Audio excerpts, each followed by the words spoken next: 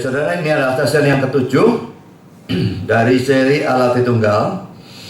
Kalau dalam argumentasi ini kita membahas beberapa ayat yang menggunakan 3 kali suatu kata gitu ya. Kalau poin yang pertama ini yang kita pelajari pada kali yang lalu, Bilangan pasal 6, 24 sampai dengan 26 ya, di mana ada 3 kali kata Tuhan. Tuhan ini kalau dalam perjanjian lama, kalau semuanya huruf besar, maka itu berasal dari kata Ibrani YHWH yang biasanya dibaca Yahweh. Jadi di sini muncul 3 kali kata Tuhan huruf besar ini atau Yahweh. Jadi Tuhan atau Yahweh memberkati engkau dan melindungi engkau. Tuhan atau Yahweh menyinari engkau dengan wajahnya dan memberi engkau kasih karunia. Ayat 26, Tuhan atau Yahweh menghadapkan wajahnya kepadamu dan memberi engkau damai sejahtera. Ini sudah kita bahas pada kali yang lalu.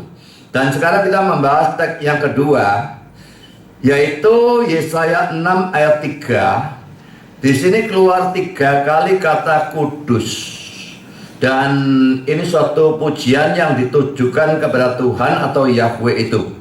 Ucapan dari malaikat-malaikat begitu ya. Mari kita lihat Yesaya 6 ayat 3 ini.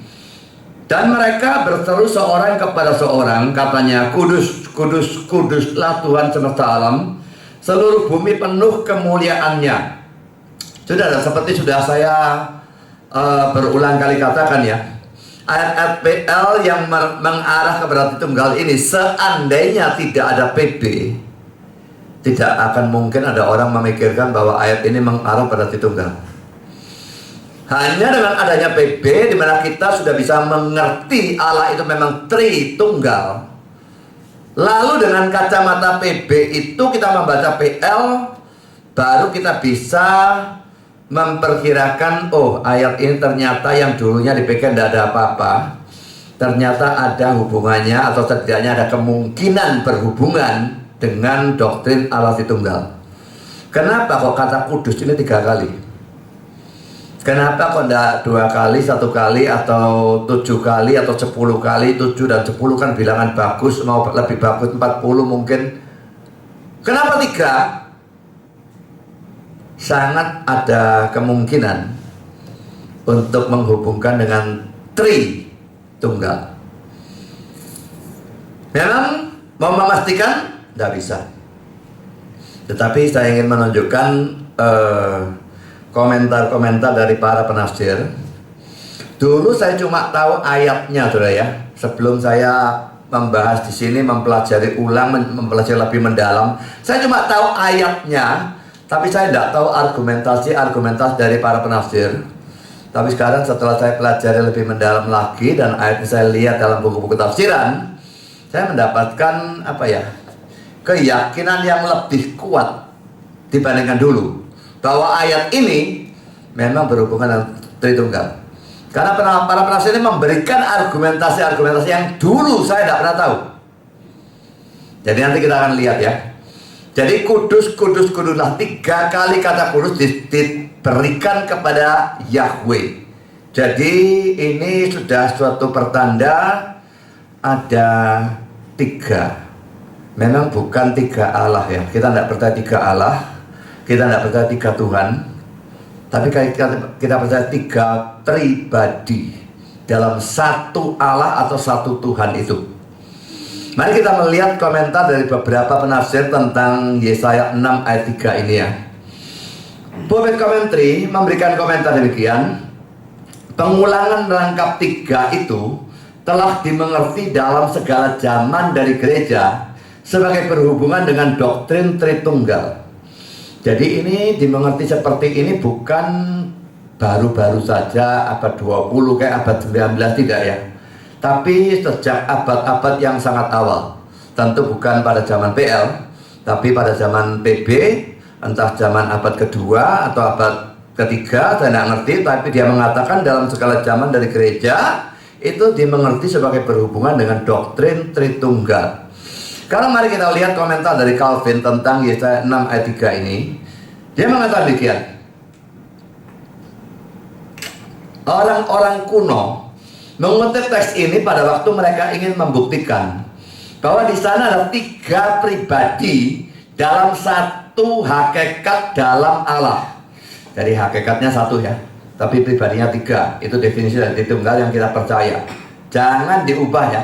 Hakikat itu istilah yang sudah ditetapkan, baku, tidak boleh diubah. Hakikatnya satu, pribadinya 3.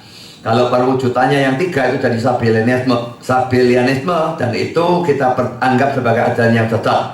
Jadi satu hakikat dan 3 pribadi ini baku, tidak boleh diubah-ubah. Istilahnya di dalam kita menyatakan doktrin Tritunggal ini. Jadi dia mengatakan orang kuno, nggak tahu kuno kapan, Calvin ini sendiri abad ke-16. Ya orang kuno pasti lebih kuno lagi dari dia. Apakah Agustinus, apakah siapa, saya tidak tahu yang dia maksud.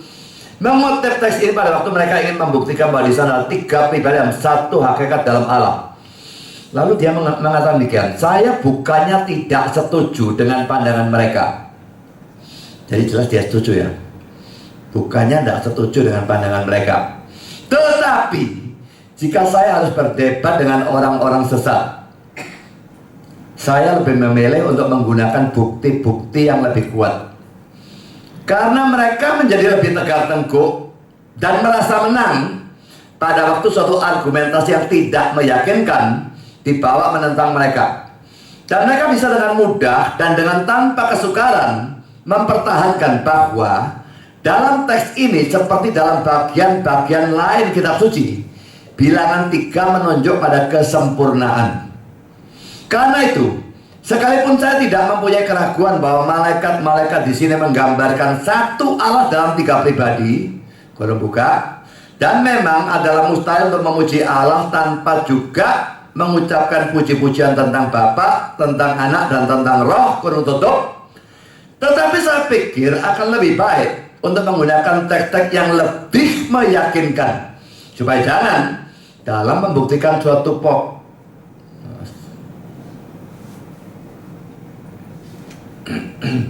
dalam membuktikan suatu pokok dari iman kita, kita harus membuka diri kita sendiri terhadap cemoohan dari orang-orang sesat.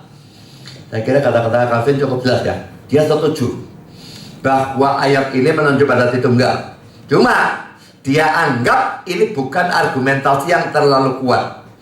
Jadi dia lebih baik tidak menggunakan ini, tapi menggunakan argumentasi lain yang lebih kuat. Karena kalau kata dia argumentasi yang kurang kuat diajukan menghadapi orang-orang sesat yang tidak percaya Tritunggal itu, lalu mereka bisa menjawab, bisa mematahkan begitu, maka mereka jadi lebih tegar tengkuk, mereka jadi lebih mengimani kesesatan mereka dan sebagainya. Saudara, saya tidak tahu saudara setuju dengan Calvin atau tidak. Kalau saya, saudara, kalau saya memang menganggap bahwa sesuatu itu benar, saya tetap akan menggunakannya dalam berargumentasi, sekalipun itu lemah dan bisa dibantah. Dibantahnya secara salah, tapi pokoknya bisa bantah. Saya tidak peduli. Saya yakin ini benar, argumentasi lemah, tetap akan saya gunakan. Tapi saya tentu tidak menggunakan yang lemah dok. Saya akan menambahkan juga, akan menggunakan juga argumentasi-argumentasi lain yang lebih kuat. Gabungan semua argumentasi itu yang lemah dibantu yang kuat akan membuktikan kebenaran dari argumentasi yang lemah. Itu kalau menurut saya. Jadi kalau Calvin dia berkata, lebih baik enggak, daripada dibantah nanti mereka jadi tegar tengkuk. Saya gak ngurus mereka tegar tengkuk atau enggak tegar tengkuk. Pokoknya saya yakin itu benar. Saya gunakan. Lemah, enggak apa-apa. Saya tetap akan argumentasi. Dan ini terlalu lemah juga tidak loh. Nanti akan melihat argumentasi-argumentasi dari para penafsir. Menurut saya bukan lemah sebetulnya, cukup kuat. Sangat beralasan argumentasinya nanti. Coba perhatikan sendiri nanti. Tapi kalaupun dianggap lemah, didukung dengan yang lain yang kuat, nggak masalah. Maka bisa patahkan yang lemah. Nah yang kuat mau diapakan itu. Jadi kalau saya berargumentasi, kalau waktu memungkinkan, kalau tempat memungkinkan, saya berikan argumentasi sebanyak saya bisa. Dan itu memang cara saya dalam berdebat, cara saya dalam berargumentasi dengan siapapun. Berikan argumentasi sebanyak mungkin. Ini tentu saja kalau waktu memungkinkan, dan tempat memungkinkan. Kadang-kadang tidak memungkinkan, ya tidak bisa apa-apa, saudara. Tapi kalau waktu memungkinkan, tempat memungkinkan, berikan sebanyak mungkin. Bisa 10, bisa 20, berikan 20. Orangnya tapi ngeluh, saudara. 20 tak patahkan 3, sisa 17 dia pakno ini.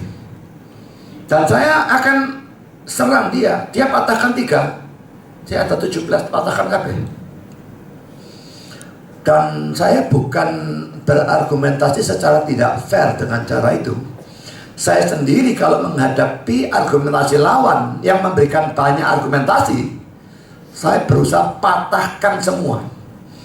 Kalau saya tidak bisa mematahkan semua, saya tidak sek dengan pandangan saya, saudara. Sebagai contoh, saudara, pada waktu saya belajar dikotomi dan trikotomi, secara alamiah semua orang Kristen itu baca Alkitab sendiri tanpa diajar orang, belajar sendiri, biasanya akan sampai pada doktrin trikotomi. Manusia terdiri dari 3 bagian: tubuh, jiwa, dan roh. Karena saudara, istilahnya ada jiwa, ada roh. Dalam bahasa Ibrani maupun dalam bahasa Yunani ada istilah jiwa, ada istilah roh. Dalam bahasa Inggris, dalam bahasa Indonesia ada jiwa, ada roh. Beda istilahnya. Bahkan 3 istilah keluar dalam satu ayat. 1 Tesalonika 5 ayat 23. Bagaimana kita mau tidak percaya trikotomi? Jadi saya sendiri dulu percaya trikotomi, tubuh, jiwa, dan roh. Tapi pada waktu saya belajar teologi Reform percaya dikotomi, 2, bukan 3. Manusia terdiri dari tubuh dan jiwa atau roh. Dan pada waktu saya lihat adu argumentasi, saudara, tak cari seadanya orang yang percaya dikotomi, kumpulkan semua argumentasinya, 7 argumentasi mendukung trikotomi. Lalu saya cari dari pihak reform, gugurkan 7 semua, tidak bisa enggak.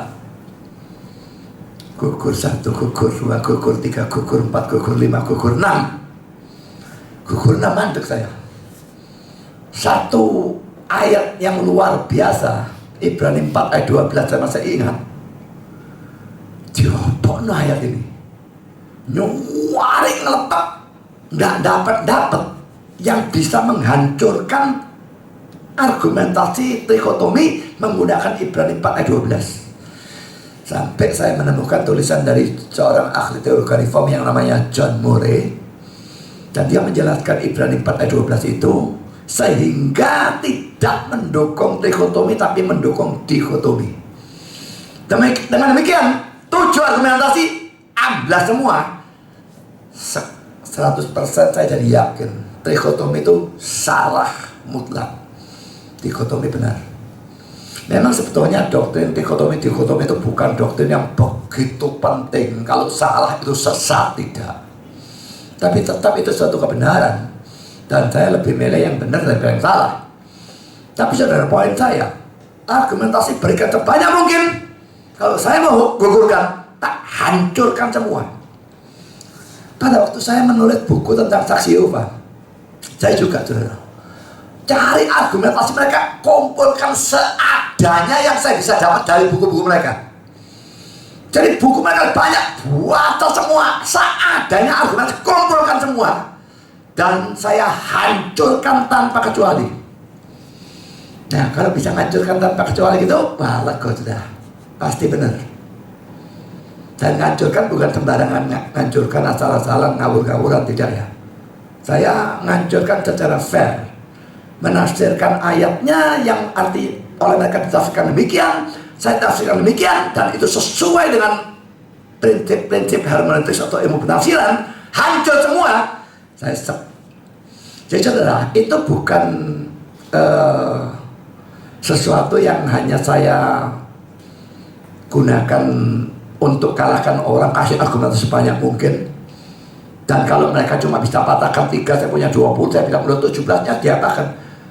Itu satu argumentasi yang benar. Kalau saya punya 20, gugurkan KB, baru saya kalah. Kalau kamu udah bisa gugurkan semua, kamu yang kalah. Jadi saya bikin sebanyak mungkin. Ini lemah, enggak lemah, enggak peduli saya. Dan ini bukan terlalu lemah menurut saya. Nanti saya akan lihat sendiri. Jadi saya pakai sebanyak mungkin. Kalau mereka mau gugurkan semua. Itu tuntutan saya. Dan pada waktu saya menggugurkan argumentasi orang, saya juga lakukan hal yang sama. Dan ini sesuatu yang fair. Ya, sikap berdebat yang memang betul-betul fair. Dan karena itu saya tidak setuju dengan Calvin ya dalam hal ini. Kalau dia katakan lemah, lebih baik tidak digunakan. Tidak, lemah saya gunakan. Dan saya tidak setuju ini lemah. Ya. Jadi tambahkan juga nanti argumentasi-argumentasi yang lebih kuat. Itu akan lebih menguatkan argumentasi yang dianggap lemah. Sekarang saudara, saya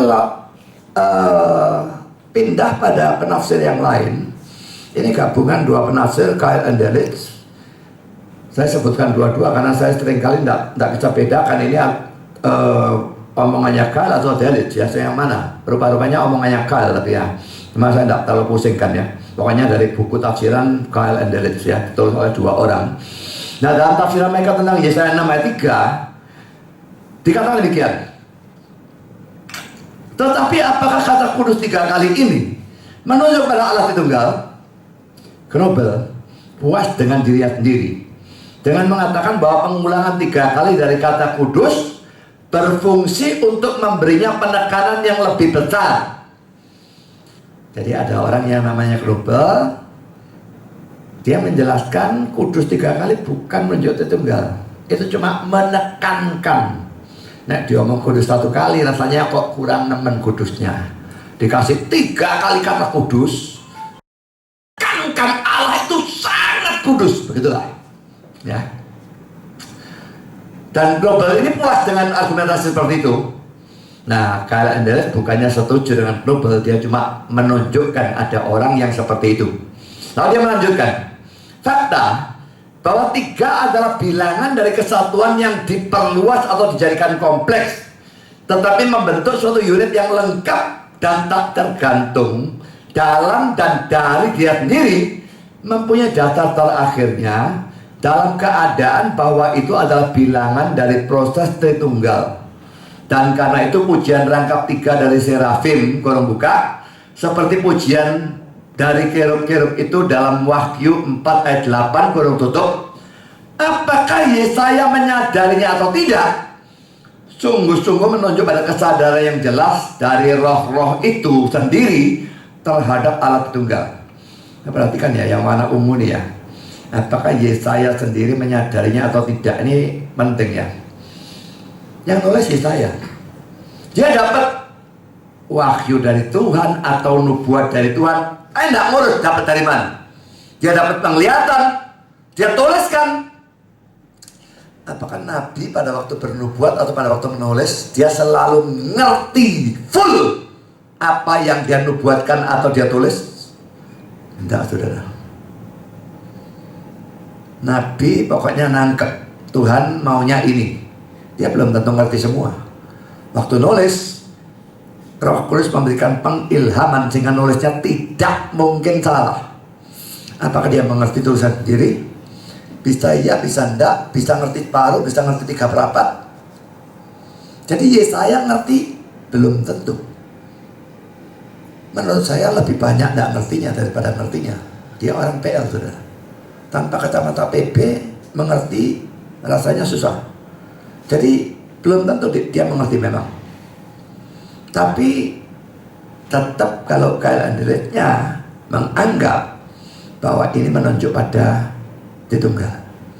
Dihubungkan dengan pujian kerub dan Wahyu 4 ayat 8. Nanti kita akan bahas ayat itu. Sebetulnya kalau 2 ayat itu dibandingkan, saya lebih justru setuju Yesaya 6 ayat 3 itu lebih kuat. Mirip sekali. Nanti Wahyu 4 ayat 8 juga kudus 3 kali. Tapi lebih kuat Yesaya 6 ayat 3 menurut saya. Kalau mau diarahkan mendukung Tritunggal daripada Wahyu 4 ayat 8. Biarpun Wahyu itu ayat dari PB dan Yesaya 6 ayat 3 ini ayat dari PL. Dalam hal ini lebih kuat Yesaya 6 ayat 3-nya. Tapi saya setuju dengan dia, ya saya sendiri belum tentu mengerti apa yang dia ucapkan atau tuliskan. Kan saudara ganti pada penafsir yang lain. Matthew Henry tentang Yesaya 6 ayat 3 itu bisa menunjukkan ada 3 pribadi dalam diri Allah. Bapa yang kudus, Anak yang kudus, dan Roh yang kudus. Kata kudusnya kan 3 kali. Jadi 1 ditujukan pada Bapa, 1 pada Anak, 1 pada Roh Kudus. Jadi menunjukkan Tritunggal. Lalu dia lanjutkan kurang buka. Karena itu diikuti ayat 8. Siapa yang mau pergi untuk kami, atau mungkin kepada itu yang ada dulu dan ada sekarang dan yang akan datang. Karena gelar kehormatan Allah itu ditambahkan pada nyanyian ini, Wahyu 4 ayat 8. Jadi saudara, kita akan membahas Yesaya 6 ayat 3 ya. Matthew Henry ini melihat konteksnya Yesaya 6 ayat 8. Mari kita lihat secara menyeluruh ya. Yesaya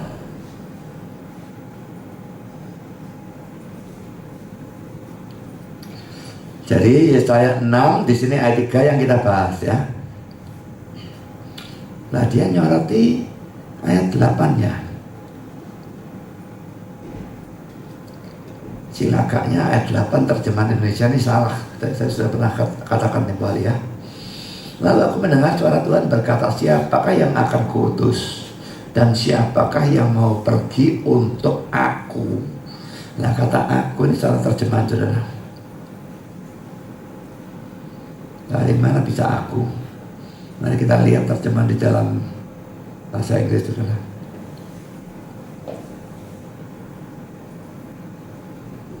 Yesaya 6 ayat 8. Siapakah yang akan kuutus dan siapakah yang mau pergi untuk aku? Ini terjemahan Indonesia ya. Aku. Terjemahan dari King James.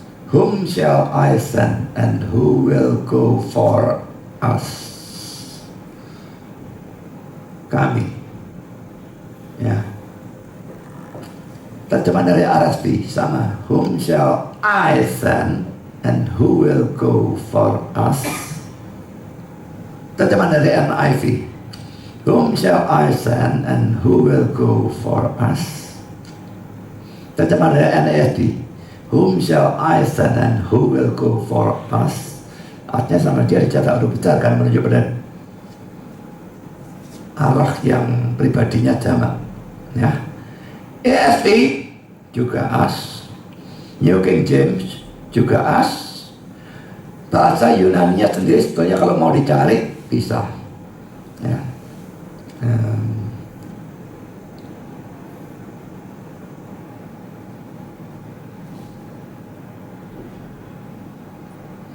Bentar, lihat dari kata ininya saja ya.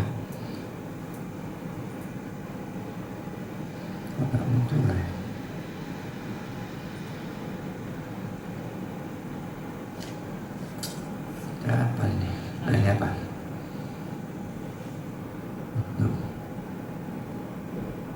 Nggak tahu.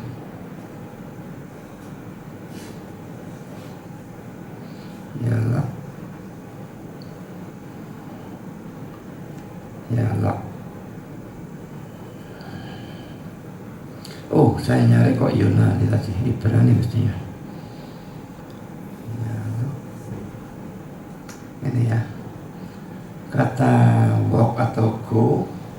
Nah ini bagian akhirnya. Saya perhatikan paling bawah ya tulisannya participle preposition suffix, atau ini saja participle yang sebelah sana ya. Preposition suffix first person common plural. Ini saya cuma tekankan ini saja ya. First person common plural.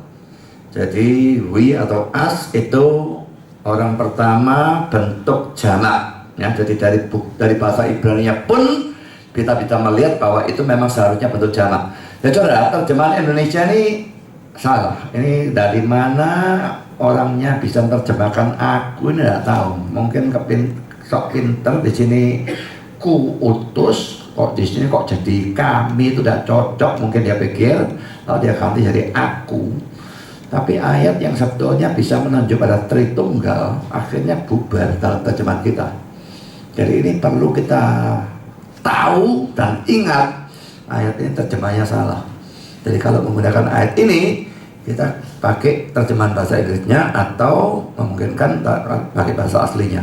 Nah, sekarang dalam konteks Yesaya 6 ayat 3, di mana kata kudus digunakan 3 kali, ayat 8-nya mengatakan as di sini. Di sini punya kita aku, tapi mestinya kami. Jadi cocok kan? Kudus, kudus, kudus. Di sini bentuk jamaknya keluar untuk Allah. Jadi mendukung bahwa dalam diri Allah ada kejamakan tertentu.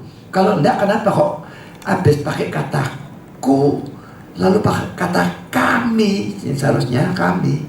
Kenapa demikian? Jadi yang menggunakan Yesaya 6 ayat yang ke-8 sebagai suatu argumentasi. Ya. Jadi dalam Yesaya 6 ayat 8 ditunjukkan adanya kejamakan dalam diri Allah oleh adanya kata ganti orang kami yang digunakan oleh Allah. Katakan untuk Allah ya.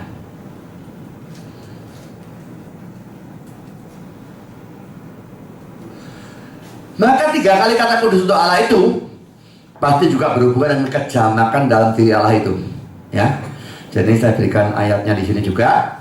Kata aku sudah saya coret, ganti dengan kata kami, karena terjemahannya memang yang benar adalah kami. Dan ini terjemahan dalam King James saya berikan.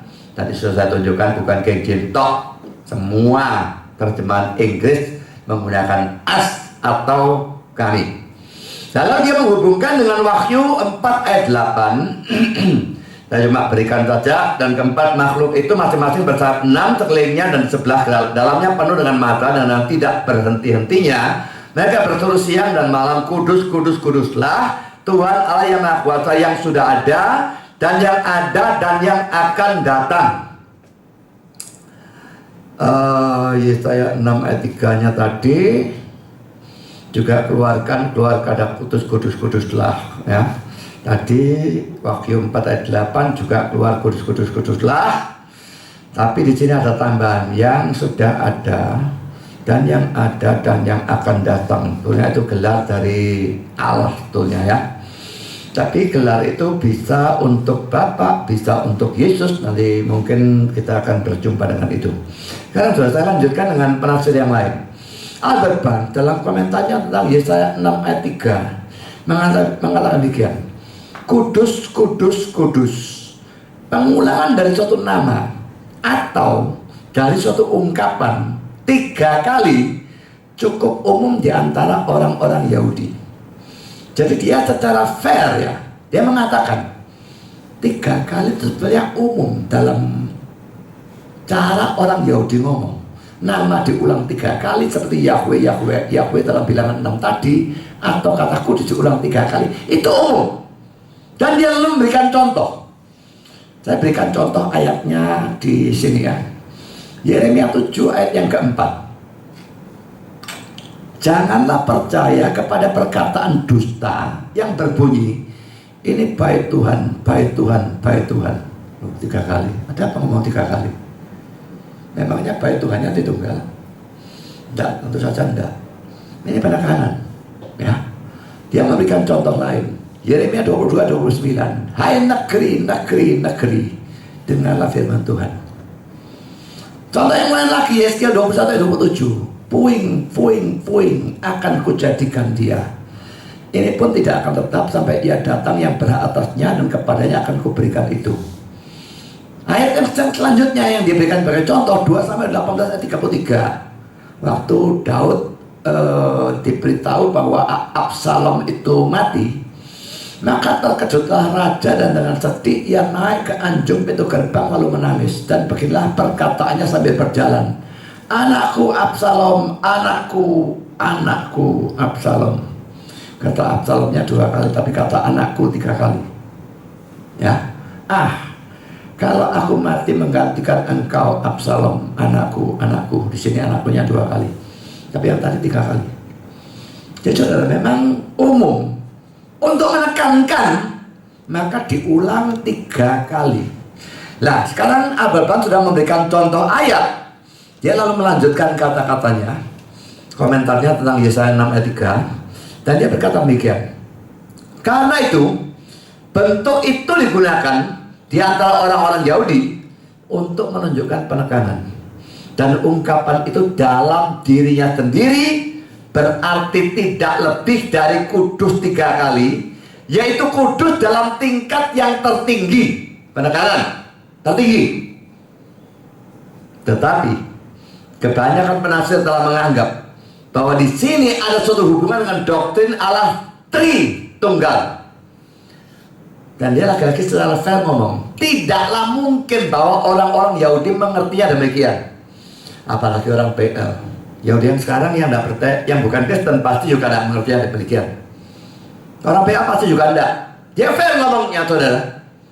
Dan saya senang penasihat yang fair seperti ini. Dia bukan, ini kok dukung orang yang gak percaya Tritunggal, tak sembunyi, no. Tidak bisa. Kita tidak fair berdebat seperti itu. Dia mengakui bahwa ini bisa berarti penekanan, dan dia mengakui bahwa orang-orang Yahudi tidak akan mengerti menuju pada Tritunggal, tidak mungkin. Tapi dia lanjutkan, tetapi dengan menerapkan wahyu-wahyu yang lebih penuh dari perjanjian baru pada kata-kata itu, tak bisa diragukan bahwa kata-kata itu akan menyatakan hal itu. Nah, saudara, seperti yang saya katakan, kalau bukan dengan kacamata PB, tidak ada satu orang pun akan melihat Yesaya 6 ayat 3 sebagai menunjuk pada Tritunggal. Tidak mungkin. Tapi kalau kita sudah melihat PB, tahu Tritunggal itu benar, dengan kacamata itu melihat Yesaya 6 ayat 3, menurut dia tidak bisa diragukan bahwa itu memang benar, menunjuk pada Tritunggal. Saya lanjutkan kata-kata dia. Dengan menganggap bahwa doktrin itu dalam kurung Tritunggal adalah benar, tak bisa diragukan, saya kira, bahwa serafim itu meletakkan fondasi dari pujian mereka dalam doktrin itu. Lalu dia lanjutkan bahwa di sana ada suatu referensi yang jelas kepada pribadi kedua dari Tritunggal. Nah, sekarang ada dasar lain, dasar Alkitab untuk mendukung lagi, saudara, ya. Lalu tadi si Kyle Endelit menggunakan Yesaya 6 ayat 8. Sekarang dia menggunakan ayat perjanjian baru. Saya ulang kata-kata dia, bahwa di sana ada suatu referensi yang jelas kepada pribadi kedua dari Tritunggal, adalah jelas dari apa yang Yohanes katakan, Yohanes 12 ayat 41. Nanti kita lihat bagaimana ayat itu bunyinya. Sementara kita baca terus omongannya dia. Yang mana biru sekarang. Tak ada argumentasi bisa ditarik secara langsung dari kata-kata ini untuk mendukung doktrin Tritunggal. Laki-laki ngomong fair, saudara. Secara langsung tidak bisa. Hanya dari ayat itu tidak bisa, saudara. Ya, karena pengulangan dari ungkapan-ungkapan seperti 3 kali tempat-tempat lain semata-mata merupakan penekanan, menunjukkan tingkat yang tertinggi.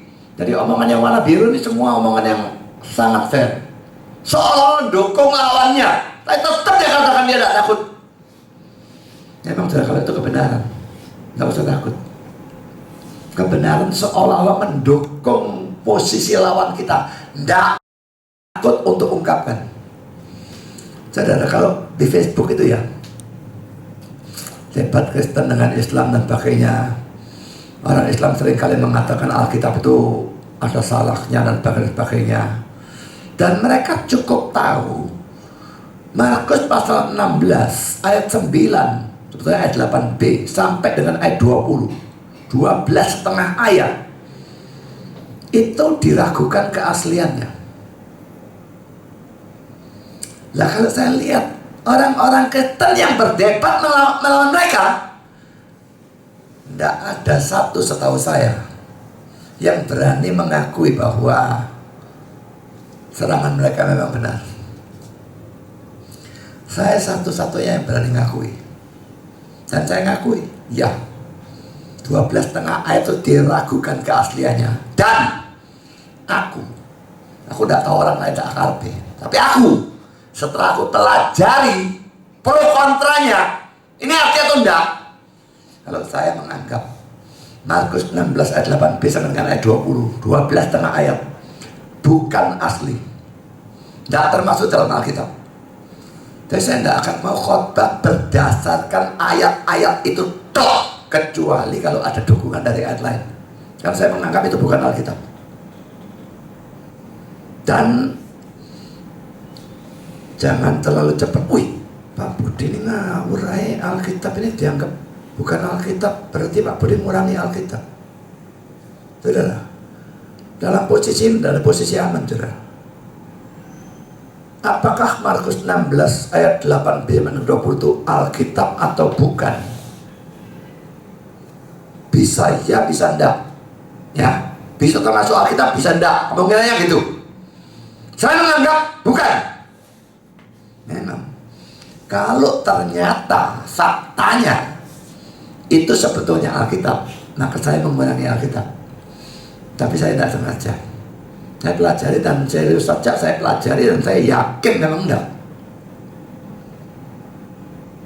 Tapi jangan lupa bahwa orang yang menerima itu sebagai Alkitab, kalau ternyata saya yang benar bahwa itu memang bukan Alkitab, mereka nambahi Alkitab. Jadi tidak ada posisi yang aman. Semua orang mestinya menggumulkan untuk dia sendiri pelajari, lalu ambil posisi.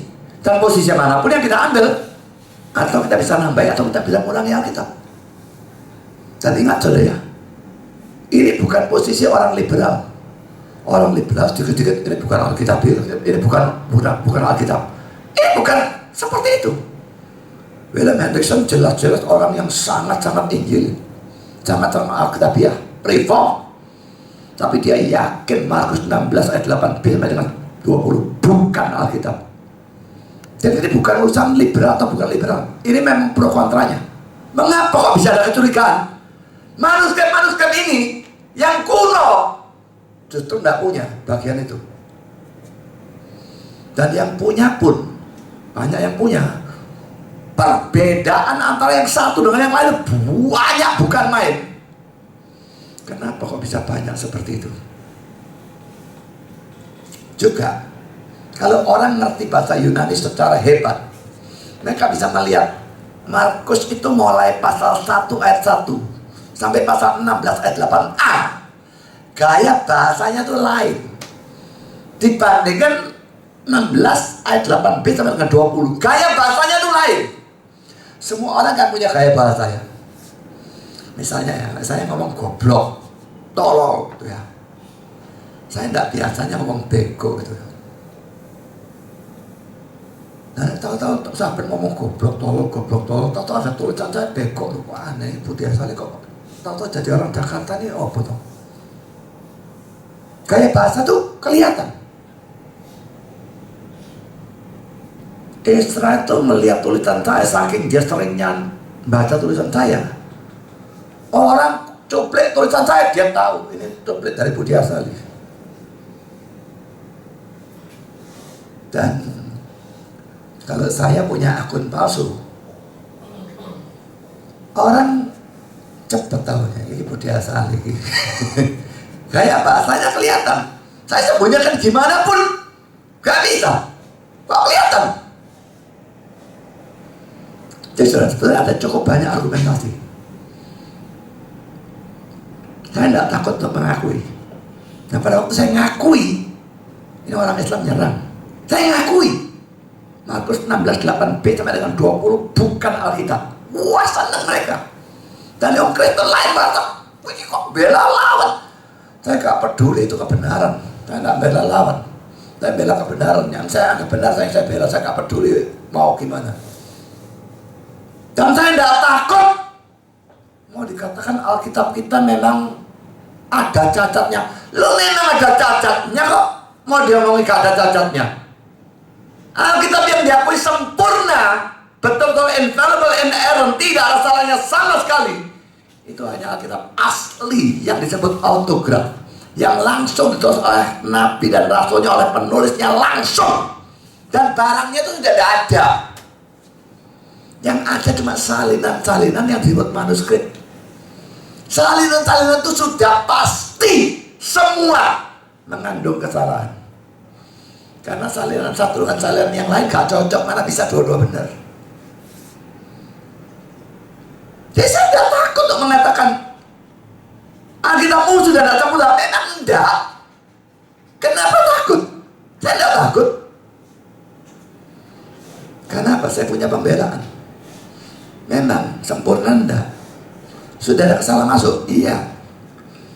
Tapi kesalahannya masuk itu begitu kecil, begitu sedikit. Secara doktrinal tidak akan mengubah kepercayaanku. Biasanya kesalahan dalam hal bilangan, dalam hal apa? Dalam Markus 16 ayat 18-20 kalau itu dibuang, tidak akan mengubah doktrin apapun dari Kristen. Seluruh doktrin Kristen tidak akan diubah. Lalu kenapa saya mesti takut? Jadi saya mengakui Alkitab kita masih manuskrip, itu sudah ada salahnya. Belum lagi yang sudah ditranslate, diterjemahkan, tidak mungkin tidak ada salahnya. Nanti sudah dilihat Yesaya 6 ayat 8. Kata aku mestinya kami, terjemahnya ngawur. Bahasa Inggris pun bisa salah. Bahasa Indonesia lebih nemen. Apa harus kita sembunyikan dan kita takut untuk akui? Kalau itu kebenaran, jangan takut. Tapi pada saat yang sama belajar bagaimana membela diri. Pada waktu dipojokkan, Alkitabmu ada salahnya. Saya akui ada salahnya. Tapi ingat saudara, pada waktu Dead Sea Scrolls, gulungan Laut Mati ya, ditemukan pada tahun 1947.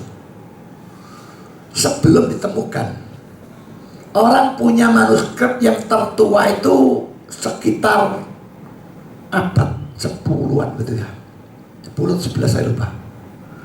Pada waktu ditemukan Dead Sea Scrolls ini lebih tua hampir 1000 tahun dibandingkan yang tertua yang dipunyai pada saat itu.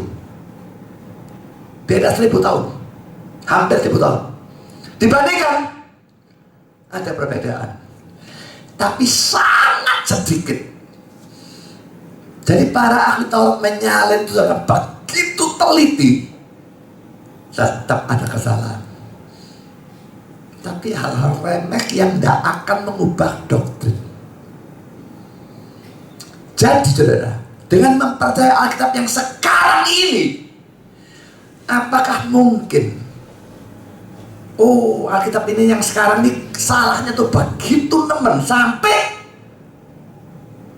Alkitab yang sekarang mengajar percaya Yesus bisa selamat, padahal sebetulnya kalau percaya Yesus masuk neraka. Apa bisa seperti itu? Tidak ada kemungkinan saudara. Doktrin apapun tidak akan berubah saudara. Saya tantang siapapun untuk membuktikan bahwa karena ada salahnya, lalu doktrinnya berubah. Coba tunjukkan doktrinnya mana. Tidak ada yang bisa nunjukkan, enggak. Jadi saya berani ngomong Alkitab ada salahnya, tapi tetap lebih dari layak untuk dipercaya dan menghasilkan doktrin yang menunjukkan keselamatan yang benar di dalam Yesus Kristus. Jadi saudara, ini belajar untuk bersikap fair. Kalau kebenaran, nggak peduli rasanya mendukung sana, beranilah akui. Tapi belajar juga bagaimana membela diri pada waktu diserang. Ya, saya ngaku di mana-mana. Saya tahu banyak orang Kristen tidak senang sama saya pada waktu saya mengakui. Persetan peduli amat. Saya tidak ngurus mereka mau senang atau tidak senang. Saya tahu itu benar, saya akui. Saya tidak mau lalu bohong. Yang benar tak katakan tidak benar, tidak mau saya. Dan Alkitab itu ayat yang tidak asli itu banyak saudara. Mungkin berpuluh-puluh kalau mau ditunjukkan semua. Semua mau tidak diakui. Itu fakta saudara. Mau tidak diakui gimana? Ya, jadi saudara, apa yang Albert Barnes lakukan. Sikap fair yang sangat-sangat bagus. Ya. Dia juga akui tidak ada kemungkinan Yahudi percaya bahwa kudus menunjuk pada Tritunggal. Dia mengakui bahwa dari ayat itu argumentasi secara langsung tidak akan mungkin. Tapi dia mengatakan pada waktu kita membaca Perjanjian Baru, dapat doktrin Tritunggal, yakin itu benar. Dengan itu, melihat ayat ini, tidak bisa tidak akan terlihat bahwa itu memang mendukung Tritunggal. Dan dia masih memberikan dasar tambahan dukungan Yohanes 12 ayat yang ke-41. Jadi saudara, argumentasi Albert Barnes bahwa ayat ini oleh Yohanes dihubungkan dengan pribadi kedua dari Tritunggal. Pribadi kedua karena Allah anak ya, atau Yesus ya. Dalam Yohanes 12 ayat 41 merupakan suatu argumentasi yang menarik dan kuat. Dan ini saudara, saya tidak pernah tahu argumentasi ini sebelumnya. Dulu saya cuma tahu Yesaya 6 ayat 3. Sekarang saya tahu bahwa itu didukung oleh Yohanes 12 ayat yang ke-41. Mari kita lihat saudara, ayatnya berbunyi apa sih kok bisa dipakai ya. Yohanes 12 ayat 41. Hal ini dikatakan oleh Yesaya. Pasti berhubungan dengan teks itu. Ya. Karena ia telah melihat kemuliaannya dan telah berkata-kata tentang dia. Nya ini siapa? Lalu dia ini siapa? Katanya di sini jelas menunjuk pada Yesus. Mari kita lihat seluruh konteksnya dari Yesaya 12 ayat 41 ini ya. Mulai dari ayat 37. Untuk melihat bahwa ini memang menunjuk pada Yesus. Ya. Kita baca Yohanes 12 ayat 37 sampai 41. Dan meskipun Yesus mengadakan begitu banyak mujizat di depan mata mereka, namun mereka tidak percaya kepadanya. Nyanya Yesus ya. Supaya genaplah firman yang disampaikan oleh Nabi Yesaya. Tuhan, siapakah yang percaya kepada pemberitaan kami? Dan kepada siapakah tangan kekuasaan Tuhan dinyatakan? Karena itu mereka tidak dapat percaya. Sebab Yesaya telah berkata juga, ia telah membutakan mata dan mendegilkan hati mereka, supaya mereka jangan melihat dengan mata dan menanggap dengan hati lalu berbalik sehingga aku menyembuhkan mereka. Hal ini dikatakan oleh Yesaya karena ia telah melihat kemuliaannya dan telah berkata-kata tentang dia. Konteksnya nya dan dia siapa saudara? Jelas sekali Yesus saudara. Ya. Nah saudara, beberapa hal yang perlu diperhatikan ya. Ayat 38 yang warna hijau ini ya. Ini juga kata-kata Yesaya, tapi sebetulnya ada hubungannya dengan yang ingin saya tekankan, tapi tetap saya jelaskan. Ayat 38 ini diambil dari Yesaya 53 ayat 1. Siapakah yang percaya pada berita yang kami dengar, dan kepada siapakah tangan kekuasaan Tuhan dinyatakan? Coba bandingkan ini ya. Tuhan, siapakah yang percaya pada pemberitaan kami, dan kepada siapakah tangan kekuasaan Tuhan dinyatakan? Sama ya. Ini poin A. Poin B, ayat 39 40 diambil dari Yesaya 6 ayat 9 sampai 10. Nggak usah dibaca sekarang, nanti saja. Nah, ayat 39 40 ini yang warna ungu nih ya. Karena itu mereka juga tidak dapat percaya bahwa Yesaya telah berkata juga, ia telah membutakan mata dan mendegilkan hati mereka supaya mereka jangan melihat dengan mata dan menangkap dengan hati lalu berbalik hingga aku menyembuhkan mereka. Itu diambil dari Yesaya 6 ayat 10. Nanti lihat di bawah. Karena poin C, kata-kata ia, yaitu Yesaya, telah melihat kemuliaannya, tidak bisa tidak menunjuk pada Yesaya 6 ayat 1, ayat 2, ayat 5b. Lihat di bawah nanti ya. Dan pada waktu Rasul Yohanes menerapkan ini kepada Yesus dalam Yohanes 12 ayat 41, maka tidak bisa tidak yang disebut kudus 3 kali itu juga adalah Yesus. Kalau dalam zaman Yesaya itu menunjuk pada Yahweh, tapi dikutip oleh Yohanes itu menurut pada Yesus. Bagaimana ini semua tidak mengarah pada Tritunggal? Sedikitnya ada kejamakan dari dia, tidak bisa enggak. Sekarang mari kita lihat Yesaya ya. Tadi saya bilang lihat bawah. Kita lihat seluruh konteks Yesaya pasal 6 ayat 1 dengan ayat 10. Dalam tahun matinya Raja Uzia, aku di sini Yesaya ya, melihat Tuhan duduk di atas tahta yang tinggi dan menjulang, dan ujung jubahnya memenuhi bait suci. Para serafim berdiri 11 atasnya, masing-masing mempunyai 6 sayap. 2 sayap dipakai untuk menutupi muka mereka, 2 sayap dipakai untuk menutupi kaki mereka, dan 2 sayap dipakai untuk melayang-layang. Dan mereka berseru seorang perseorang, katanya, kudus, kudus, kuduslah Tuhan semesta alam. Seluruh bumi penuh kemuliaannya. Dia tadi mengatakan melihat kemuliaannya ya. Itu tidak mungkin tidak menunjuk di sini. Kalau tidak menunjuk di sini, coba carikan ayat Yesaya yang mana. Biarpun Yesaya itu 66 pasal, tidak ada saudara. Cari yang sampai mati tidak ketemu dah. 12:41 tidak bisa tidak merujuk pada tempat ini, Yesaya 6 ini. Pada waktu Yesaya melihat kemuliaan Yahweh, tapi Yohanes menerapkan itu kepada Yesus. Saya baca lanjutnya ya, ayat 4 Yesaya 6 ya. Maka bergoyanglah aras ambang pintu disebabkan suara orang yang berseru itu, dan rumah itu pun penuh dengan asap. Lalu kataku, celakalah aku. Ini aku nih Yesaya ya.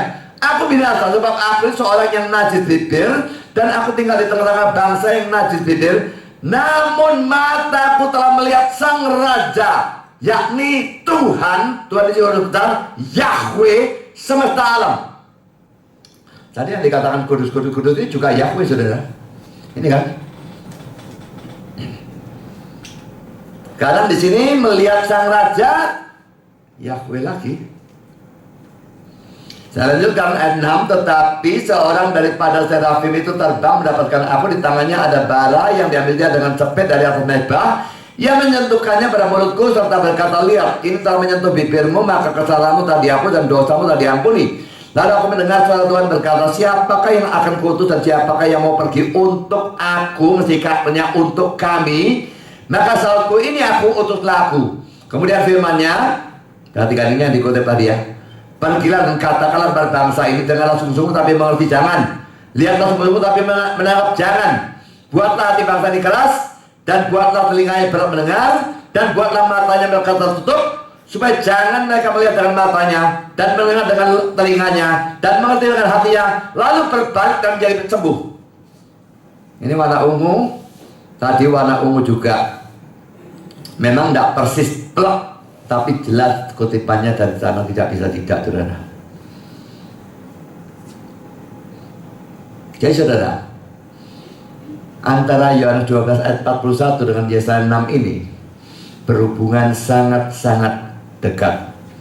Sekarang saudara, mari kita perhatikan komentar dari beberapa penafsir tentang Yohanes 12 ayat 41. Kita sudah kadung mempelajari Yohanes 12 ayat 41. Saya ingin tahu komentar-komentar dari para penafsir tentang Yohanes 12 ayat 41. Nah itu ya saudara, tentang Yohanes 12 ayat 41 dia berkata demikian. Penglihatan yang sang nabi dapatkan di sana tentang kemuliaan Allah. Di sini tuh Yohanes 12 ayat 1 ya. Dikatakan sebagai penglihatannya tentang kemuliaan Yesus Kristus. Ia telah melihat kemuliaannya. Nyata Yesus Kristus.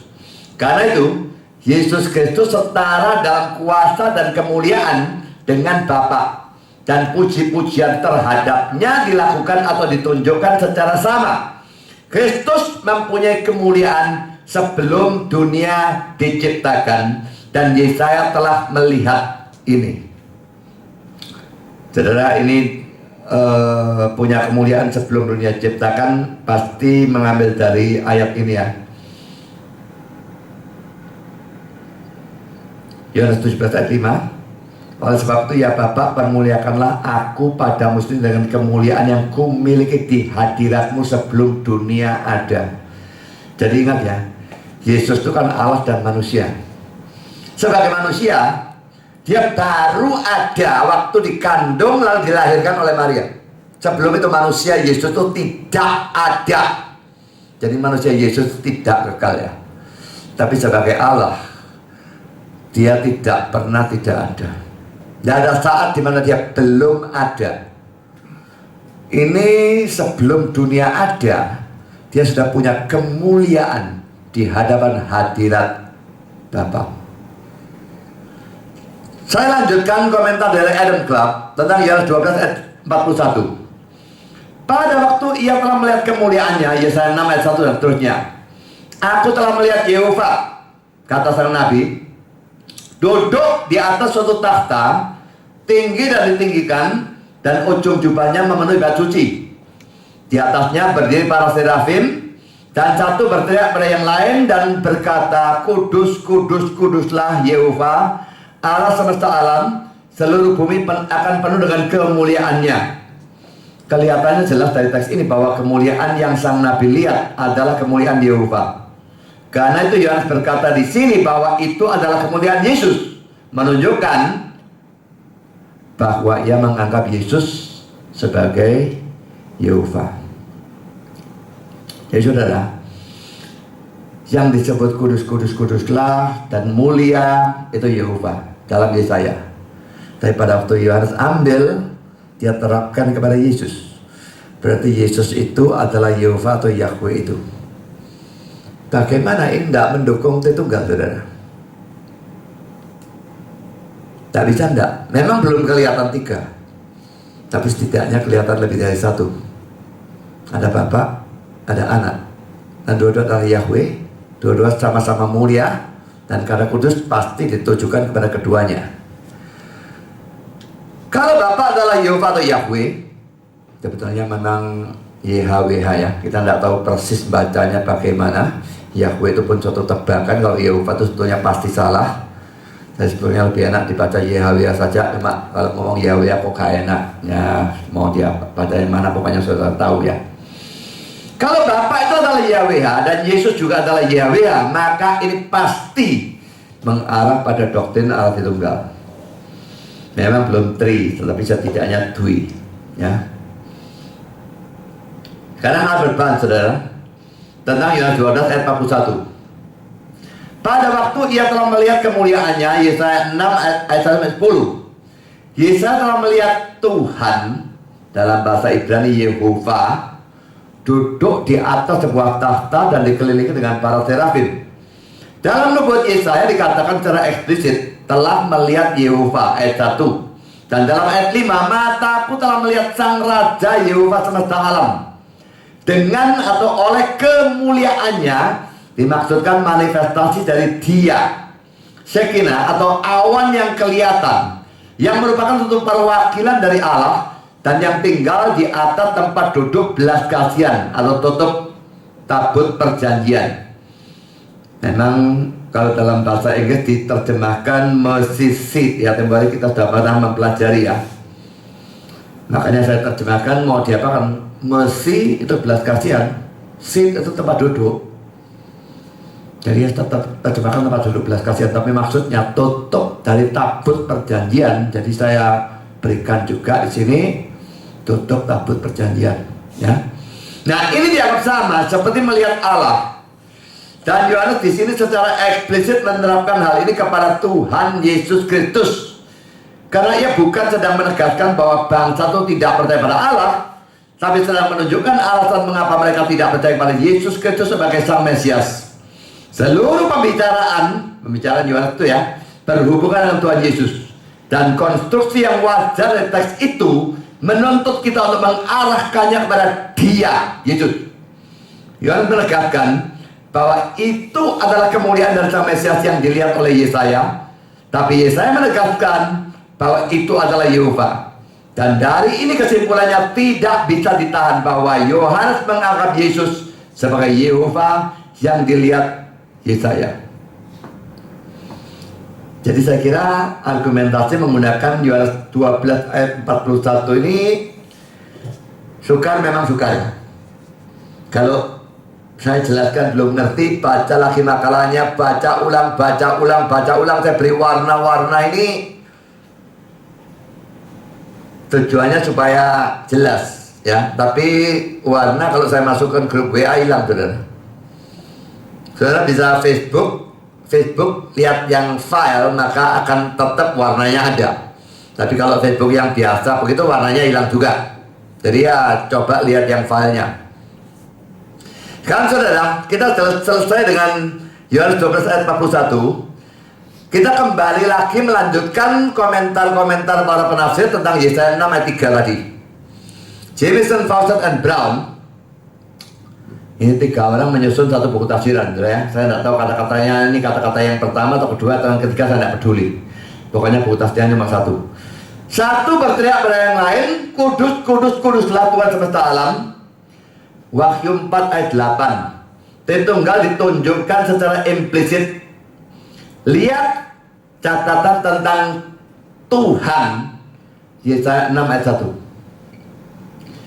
Dia suruh lihat catatannya dia, ya, komentarnya dia tentang kata Tuhan di dalam Yesaya 6 ayat 1. Maka saya lihat Jamieson, Fawcett, Brown tentang Yesaya 6 ayat 1, ya. Dia mengatakan demikian, aku juga melihat Tuhan.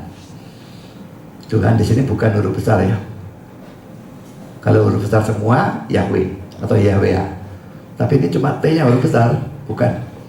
Di sini Adonai, Yahweh dalam Yesaya 6 ayat 5. Yesaya 6 ayat 5 Tuhan huruf besar semua Yahweh, tapi di sini Tuhan Adonai, ya. Yesus Kristus dimaksudkan sebagai yang berbicara dalam Yesaya 6 ayat 10. Menurut Yohanes 12 ayat 41, dia juga menggunakan ayat ini, saudara. Kata-kata dari Yesaya 6 ayat 10 oleh Paulus dalam kurung kisah Rasul 28 ayat 25-26 dianggap berasal dari Roh Kudus. Tadi Yesusnya keluar, saudara, masih Tritunggal, ya. Sekarang Roh Kudusnya keluar, jadi berapa tunggal? Mari kita lihat nanti ayatnya, ya. Saya ulang, ya. Kata-kata dari Yesaya 6 ayat 10 oleh Paulus, diberikan ayatnya, kisah 28 ayat 25-26, dianggap berasal dari Roh Kudus. Maka Tritunggal dalam kesatuan ditunjukkan secara implisit. Seperti juga kata kudus 3 kali, Yesaya 6 ayat 3. Kalau Yohanes 12 ayat 41 sudah kita lihat, ya, sudah kita pelajari tadi, ya. Sekarang mari kita lihat kisah Rasul 28, 25, 26. Tadi yang Yohanes 12, 41 mengarah pada Yesus. Kisah 28, 25, 26 mengarah pada Roh Kudus. Lagi-lagi, saudara, dulu saya tidak tahu argumentasi ini. Baru setelah pelajari ulang, menggali lebih dalam, wah, makanya saya tadi katakan Yesaya 6 ayat 3 mengarah pada Tritunggal ini bukan lemah. Calvin mengatakan lemah, dia kurang mempelajari argumentasinya atau gimana, saya tidak ngerti. Dari penafsir-penafsir yang lain mengeluarkan Yohanes 12:41 menuju pada Yesus. Sekarang di sini mengeluarkan kisah 28, 25 dan 26 menuju pada Roh Kudus. Bagaimana bisa terhindar bahwa konteks itu bicara tentang Tritunggal? Ayat 8-nya kata kami. Lalu dikutip dalam Yohanes 12 ayat 41. Lalu dikutip dalam kisah 28, 25, 26. 3 argumentasi. Bukannya lemah menurut saya, sangat kuat menurut saya. Mari kita baca, saudara, kisah 28, 25, 26. Saya baca sampai 27, ya. Maka bubarlah pertemuan itu dengan tidak ada kesesuaian di antara mereka. Tapi Paulus masih mengatakan perkataan yang satu ini. Tepatlah firman yang disampaikan Roh Kudus kepada nenek moyang kita dengan perantaraan Nabi Yesaya. Pergilah kepada bangsa ini dan katakan kepada mereka, kamu akan mendengar dan mendengar, namun tidak mengerti. Kamu akan melihat dan melihat, namun tidak menanggap.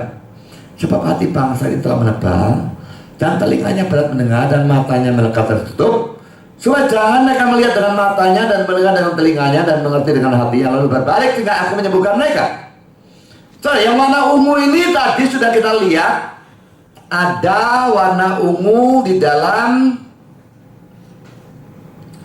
Yesaya pasal 6 ini ayat 9 dan ayat 10. Ini warna ungunya. Ya. Dalam Yohanes 12 ayat 41 kita tadi sudah baca mulai ayat 37 ya. Lah warna ungu yang muncul di sini ayat 39 dan ayat 40. Sekarang dalam Kisah Rasul 28 muncul lagi warna ungunya di dalam ayat 26 sampai dengan ayat 27. Cuma kalau dalam Yohanes 12 tadi mengarahnya pada Yesus yang di sini disampaikan Roh Kudus kepada nenek moyang kita bangsa Israel dengan perantaraan Yesaya. Saya berikan catatan saudara dalam tafsirannya tentang Yesaya 6 ayat 3. Adam Clark tidak membicarakan hal ini dalam hubungannya dengan Allah Tritunggal. Bible Knowledge Commentary bahkan terang-terangan menolak bagian sebagai pendukung doktrin Allah Tritunggal. Kalau ada Clark yang ngomong, saya tidak tahu posisinya dia apa. Mungkin juga tidak percaya, tapi dia tidak ngomong. Bible Knowledge Commentary terang-terangan menolak kalau Yesaya 6 ayat 3 berhubungan dengan Tritunggal. Saya lagi ingin bersikap fair, saudara ya. Tidak semua penafsir setuju. Tidak semua penafsir Kristen setuju, biarpun mereka percaya Tritunggal, bahwa Yesaya 6 ayat 3 mendukung Tritunggal. Tapi kalau saya setelah melihat argumentasi ini, kelihatannya 3 argumentasi ya. Penafsir pertama saya kira Yohanes tadi melihat pada Yesaya 6 ayat 8. Penafsir kedua, setidaknya 2 penafsir menunjuk pada Yohanes 12 ayat 41. Dan penafsir ketiga menunjuk pada Kisah 28, 25 sampai 27. Rasanya tidak bisa tidak.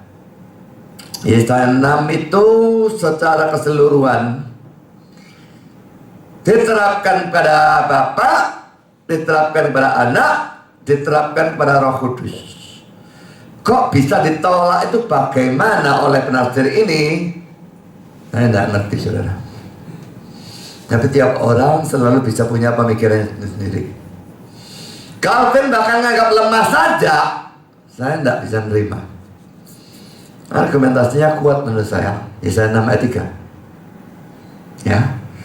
Jadi kita sedang membahas Yesaya 6 ayat 3. Dan saya harap saudara bisa melihat bukan hanya kata kudus 3 kali, tapi ada 3 argumentasi tambahan.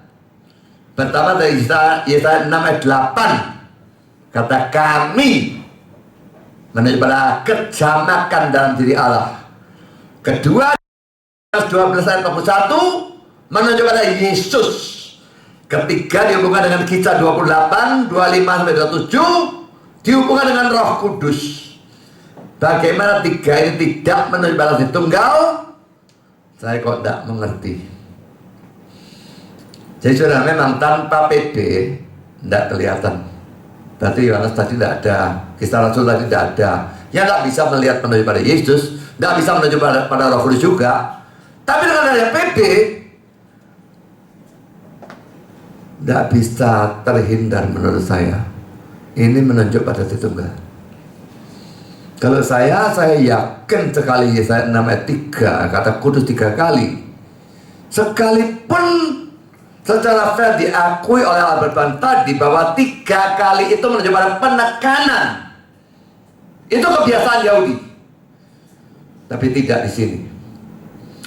Mungkin juga menunjuk pada penekanan, tapi pasti juga menunjuk pada Tritunggal. Itu pandangan saya. Sekarang sudah kita membahas ayat yang ketiga tentang Wahyu 4 ayat 8. Ini malah lebih lemah menurut saya, makanya saya taruh agak belakang. Dan keempat makhluk itu masing-masing bersayap 6 sekelilingnya dan sebelah dalamnya penuh dengan mata. Jangan dibayangkan saudara, makhluk penuh dengan mata itu gimana, tak tahu saya. Dan dengan tidak berhenti-hentinya mereka berseru siang dan malam, kudus, kudus, kuduslah Tuhan Allah yang maha kuasa, yang sudah ada, dan yang akan datang. Mungkin saudara perlu lihat Wahyu 4 ayat 8 ini di dalam bahasa Inggris ya.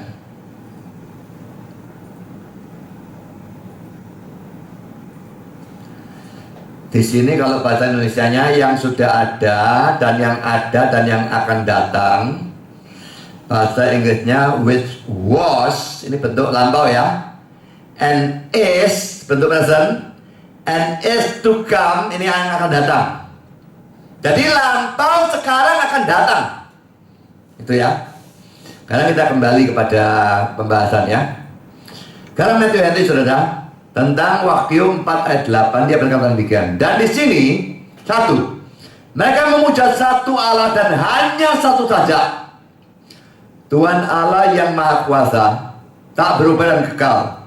Dua, mereka memuja tiga yang kudus dalam satu Allah ini. Bapa yang kudus, Anak yang kudus, dan Roh Kudus. Dan mereka ini adalah satu keberadaan atau being yang kudus secara tak terbatas dan kekal, yang duduk di atas tahta dan hidup selama-lamanya. Nah, dia setuju ini menunjuk pada Tritunggal, tapi tidak ada argumentasi sebetulnya. Makanya saya katakan yang tadi ada argumentasi, kalau yang ini tidak ada. Mari kita lanjutkan. Pulpit commentary. Kudus, kudus, kudus. Kudus yang diulang 3 kali telah secara umum dipegang untuk menunjukkan Tritunggal dari ketuhanan atau keilahian. Lagi-lagi sudah dia percaya menunjukkan Tritunggal, tapi dia tidak punya argumentasi. Ya. William Erickson, mereka memberikan kemuliaan dan hormat dan syukur kepada yang kekal yang duduk di atas tahta. Lihat pasal 7 ayat 12. Mereka melakukan ini bukan satu kali tapi berulang-ulang. Mereka secara terus-menerus berkata, kudus, kudus, kudus Tuhan Allah yang maha kuasa, yang ada, yang sudah ada, dan yang akan datang. Demikianlah para kerub ini memuliakan Allah, Sang Bapa yang mewakili Tritunggal.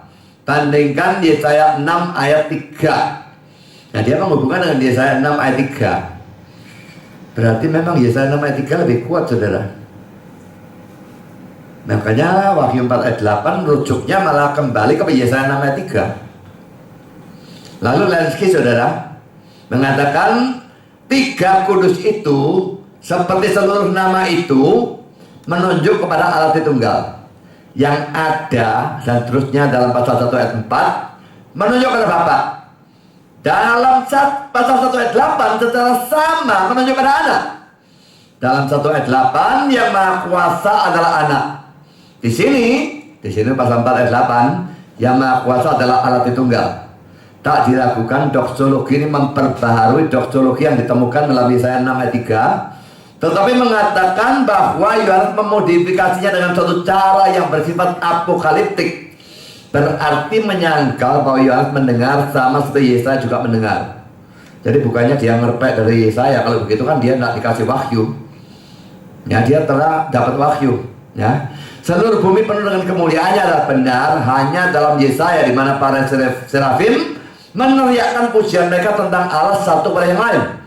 Itu tidak termasuk di sini, di mana seluruh pernyataan secara langsung berkenaan dengan Allah Tritunggal. Saudara, kita baca Wahyu pasal 1 ayat 4 sampai dengan ayat 8 ya. Dari Yohanes kepada ketujuh jemaat yang di Asia kecil, kasih karunia dan damai sejahtera menyertai kamu dari Dia yang ada, yang sudah ada, dan yang akan datang. Dia ini jelas Bapak, saudara ya. Karena kalau diperhatikan konteksnya terusnya, dan dari ketujuh roh yang ada di hadapan tahtanya, ini pasti Roh Kudus. 7 itu menunjukkan kesempurnaan. Dan dari Yesus Kristus. Jadi ini Tritunggal, saudara ya. Bapak, Roh, Anak. Urutan seringkali dibalik-balik ya. Saksi yang setia yang pertama bangkit dari antara orang mati dan yang berkuasa atas raja-raja di bumi. Bagi Dia yang mengasihi kita dan yang telah melepaskan kita dari dosa kita oleh darahnya, dan yang telah membuat kita menjadi suatu kerajaan, menjadi imam-imam bagi Allah Bapaknya, bagi Dialah kemuliaan dan kuasa sampai selama-lamanya. Amin. Lihatlah, Ia datang dengan awan-awan dan setiap mata akan melihat Dia, Juga mereka yang telah menikam dia, dan semua bangsa di bumi akan meratapi dia, Ya, amin. Aku adalah Alfa dan Omega, firman Tuhan Allah, yang ada dan yang sudah ada dan yang akan datang, yang maha kuasa. Saudara, dalam ayat 4 dan ayat 5 ada kata-kata dari dia, tadi sudah saya tunjukkan tuh ya. Dari ketujuh roh, lalu dari Yesus Kristus. Karena jelas bahwa dia adalah Bapa. Jadi dalam ayat 4, istilah atau kata-kata yang ada dan yang sudah ada dan yang akan datang jelas menunjuk pada Bapa. Ya, ini ya kembali pada dari dia, dari tujuh roh, ini Roh Kudus, dari Yesus Kristus, itu tunggalan. Jadi dia sini Bapa. Berarti kata-kata yang ada dan yang sudah ada dan yang akan datang ini kan menunjuk pada dia ini ya. Jadi menunjuk pada Bapa. Ya. Tapi saudara, di sini muncul lagi ya. Yang ada, yang sudah ada dan yang akan datang. Di sini menunjuk pada siapa? Ini menunjuk pada Yesus. Coba ini ya. Tetapi ayat 8 bicara tentang siapa? Mulai ayat 5 sampai dengan 7, teks ini terus bicara tentang Yesus Kristus. Demikian juga kalau kita membaca ayat 9 sampai dengan 20-nya. Kalau begitu, ini kita bicara ayat 8. 5 sampai 7 sebelumnya bicara tentang Yesus. 9 sampai 20 setelahnya bicara tentang Yesus. Ayat 8-nya kira-kira bicara tentang siapa? Masa bukan Yesus? Gak masuk akal, saudara. 5 sampai 7 Yesus, 9 sampai 20 Yesus, 8-nya bukan Yesus. Tidak mungkin, saudara. Ayat 8-nya pasti bicara Yesus, tentang Yesus. Dan karena itu istilah atau kata-kata yang ada dan yang sudah ada dan yang akan datang jelas menunjuk kepada Yesus Kristus. Coba kita lihat ya. Mulai ayat 4, mulai ayat 5 ya, betul ya. Dan dari Yesus Kristus, saksi yang pertama, saksi yang setia, yang pertama bangkit dari antara orang mati, dan yang berkuasa atas raja di bumi ini, raja bumi ini, bagi dia yang mengasihi kita dan yang telah melepaskan kita dari dosa kita oleh darahnya. Ini siapa? Yesus kan?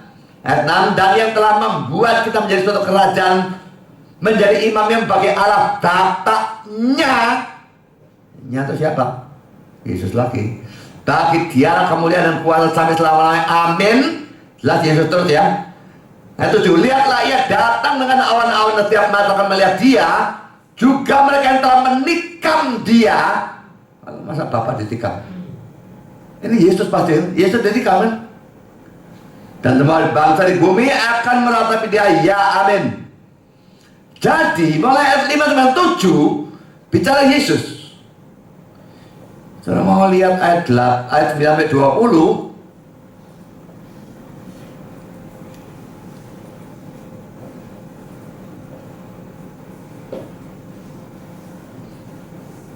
Yang kita persoalkan ayat 8 ya.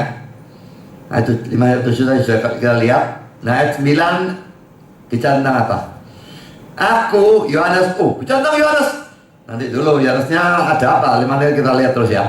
Aku Yohanes saudara dan sekutumu dalam kesusahan, dalam kerajaan dan dalam ketekunan menantikan Yesus berada di pulau yang bernama Patmos oleh karena firman Allah dan kesaksian yang diberikan oleh Yesus. Pada hari Tuhan aku dikuasai oleh Roh dan aku mendengar dari belakangku suara yang nyaring seperti bunyi sangkakala, katanya, apa yang kau lihat tuliskanlah dalam sebuah kitab dan kirimkanlah kepada ketujuh jemaat ini, ke Efesus, ke Smyrna, ke Pergamus, ke Tiatira, ke Sardis, ke Philadelphia, dan ke Laodikia. Lalu aku berpaling untuk melihat suara yang berbicara kepadaku, dan setelah aku berpaling tampaklah kepadaku 7 kaki dian dari emas, dan di tengah-tengah kaki dian itu ada seorang serupa anak manusia. Mengapa dikatakan serupa? Karena ini Yesus setelah dimuliakan. Nah, sama persis modelnya dengan Yesus sebelum dia bangkit dan sebagainya. Ya, serupa anak manusia, tapi anak manusia pasti Yesus, berpakaian jubah yang panjangnya sampai di kaki, dan dadanya berlilitkan ikat pinggang dari emas. Kepala dan rambutnya putih bagaikan bulu yang putih meta, dan matanya bagaikan nyala api, Dan kakinya mengkilap bagaikan tembaga membara dalam perapian, suaranya bagaikan desau alebah. Dan di tangan kanannya ia memegang 7 bintang, dan dari mulutnya keluar sebilah pedang tajam bermata 2. Dan wajahnya bersinar-sinar bagaikan matahari yang terik. Ketika aku melihat dia, tersungkur aku depan kakinya sama seperti orang mati. Tetapi ia meletakkan tangan kanannya di atasku, lalu berkata, jangan takut. Aku adalah yang awal dan yang akhir, dan yang hidup. Aku telah mati, namun lihat aku hidup sampai selama-lamanya, dan aku memegang segala kunci maut dan kerajaan maut. Karena tuliskanlah apa yang telah kau lihat, baik yang terjadi sekarang maupun yang akan terjadi sudah itu, dan raja ke-7 bintang dan pakainya. Jelas saudara, Yohanes memang cerita tentang Yohanes mulai 9, tapi cerita bahwa dia mendapatkan penglihatan, pendengaran, dan yang dia lihat bicara itu adalah Yesus. Kita persoalkan ayat 8, tapi ayat 5-7 yang mendahulunya bicara tentang Yesus. Ayat 9-20 yang setelahnya juga bicara Yesus. Tidak masuk akal ayat 8-nya tidak bicara tentang Yesus. Jadi saudara, karena itu ayat 8 bicara tentang siapa? Saya tidak ragukan, itu tentang Yesus. Berarti istilah atau kata-kata yang ada dan yang sudah ada dan yang akan datang dalam Wahyu 1 ayat 8 menunjuk kepada Yesus Kristus. Dalam ayat 4 menunjuk pada Bapa, tapi dalam ayat 8 menunjuk pada Yesus. Lalu saudara, istilah yang maha kuasa dalam Wahyu 1 ayat 8 juga jelas menunjuk pada Yesus Kristus. Tapi istilah itu dalam Wahyu 4 ayat 8 menurut Lenski menunjuk pada Allah Tritunggal.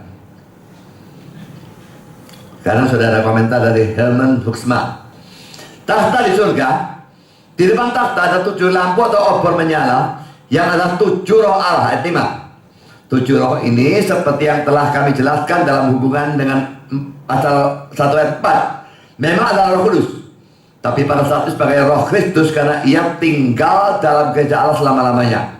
Allah Tritunggal duduk di atas tahta, Bapa, Anak, dan Roh Kudus dalam ketuhanan hakiki mereka dinobatkan atau ditempatkan bagi Tuhan Allah yang Maha Kuasa 3 kali kudus. Selanjutnya Huxema lagi, semua menyanyi tentang kekudusan dari yang Maha Tinggi. Kudus, kudus, kudus diulang 3 kali untuk menyatakan kepenuhan ilahi tentang kekudusan dari Allah dari Tritunggal. Jadi saudara, memang saya sudah katakan kalau Wahyu 4 ayat 8 argumentasinya tidak terlalu kuat. Saya tunjukkan beberapa penafsir untuk menunjukkan bahwa mereka percaya Wahyu 4 ayat 8 pun menunjuk pada Tritunggal. Bisa digunakan sebagai argumentasi untuk Tritunggal. Tapi Yesaya 6 ayat 3 menurut saya justru jauh lebih kuat. Jadi saudara, kita hari ini belajar tentang kata kudus 3 kali dalam 2 ayat. Yesaya 6 ayat 3, Wahyu 4 ayat 8. Yang Yesaya 6 ayat 3 menurut saya lebih kuat. Tapi yang lemah ini pun saya tidak mau abaikan. Jadi menurut saya, kata kudus 3 kali, biarpun dalam tradisi Yahudi bisa berarti penekanan, tapi dalam hal ini tidak mungkin hanya penekanan. Pasti kudus 3 kali menunjuk pada 3 pribadi. Bapa itu kudus, Anak itu kudus, Roh Kudus itu juga kudus. Jadi ini menjadi dasar dari Tritunggal. Oke, sampai di sini pelajaran hari ini.